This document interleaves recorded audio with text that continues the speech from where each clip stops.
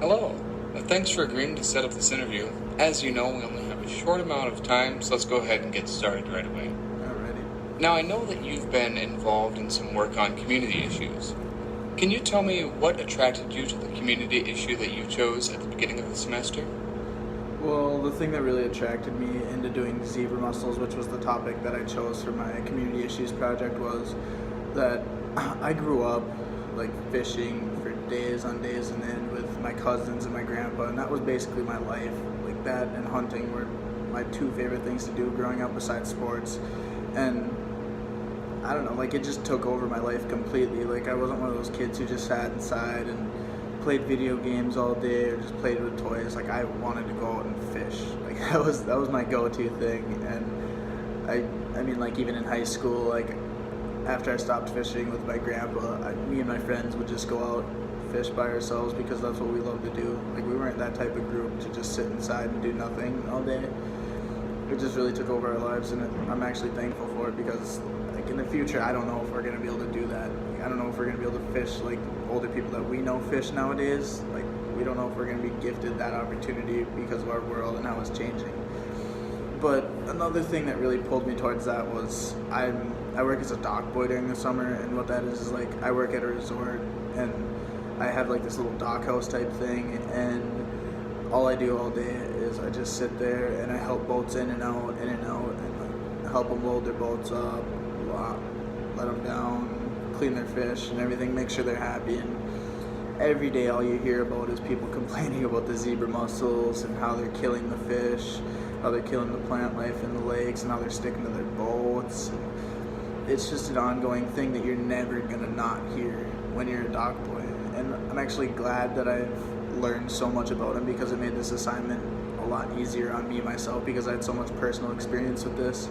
And I don't know, it's just something I really care about because I would hate to see the lakes ruined because of these, but we really got to make something happen soon, otherwise we're not going to be gifted that opportunity to let the generations after us be able to fish. And that's just the sad reality in today's world.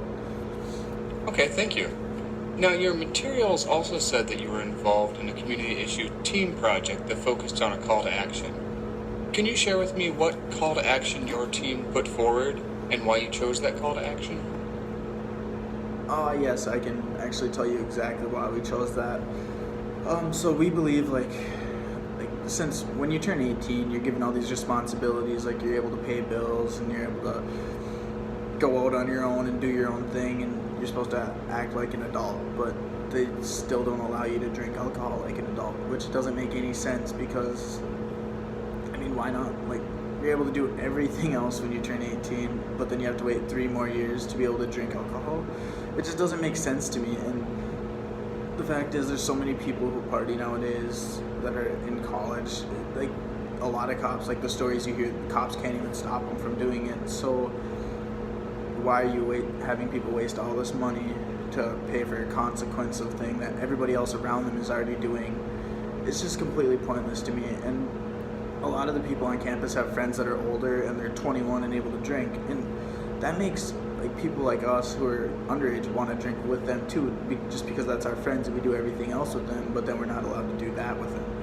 So it just kind of goes hand in hand, and we just strongly believe that we should be able to be given that responsibility when we turn 18. I see.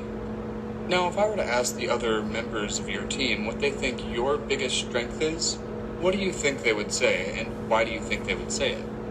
Well, I would have to say that I can really get out there and start talking to the audience. Like, I can get them involved in what we're talking about pretty easily because I'm a people's person and I really like to talk with people. And when I'm up there, I get really nervous, but when I start talking and getting people involved, it makes me not as nervous, and it doesn't make me feel like I'm just sitting up there like a bug on a windshield or something like that, or a deer in the headlights per se.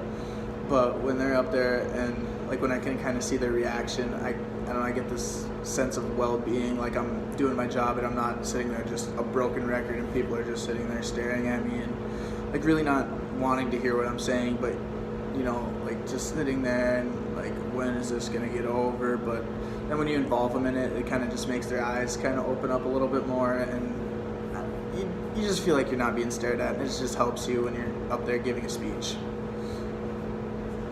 Okay, great. What for you was the most challenging thing about working with your team? Well, I'd have to say that the most challenging thing with working with a team was, excuse me, was trying to figure out when a perfect time would be to be able to rehearse.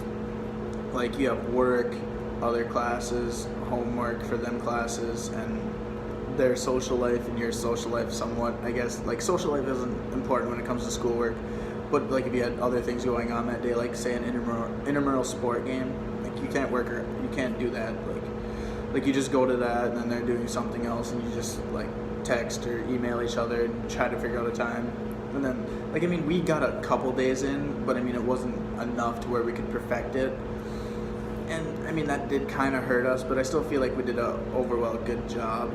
And I mean, I'm proud of my team. Like, the few times that we did get to meet, we got some stuff done. Like, we figured out who was gonna say what, practiced a few lines, and like we only had 2 people because our other team member was gone. And I mean, that hurt us, but I mean, she had to do others. It was for the, I don't remember what it was for, but she had to do something big, and we don't blame her for that. But it would have been nice to have a third person, which just made it more complicated on us. But I mean, we still made it work, and I'm happy that she was on my team because it was really awesome to work with her.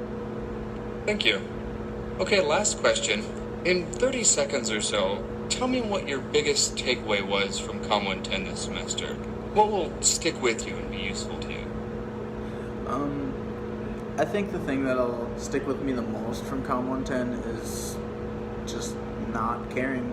Just, I mean, when you get up there in front of people, you like look around and you're like, oh wow, all right, there's some people looking at me and I'm about to give a speech, but you just can't care. I mean, they're just like you out there. I mean, it's just you and them and your teacher, and the teacher's really nice too, and they're not going to judge you if you mess up. Like, that's the whole point of this class, is to get up there and get rid of your public speaking anxiety, which I personally had a lot of, but now me talking in front of people, it just kind of feels like it's second nature. Like, I'm not worried about it at all. Like, at first I was like,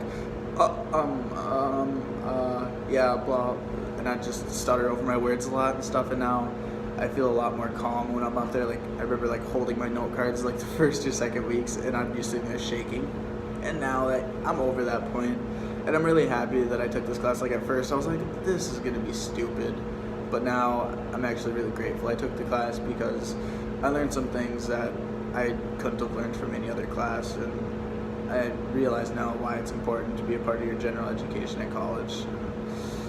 I'll be forever thankful for that. Thank you.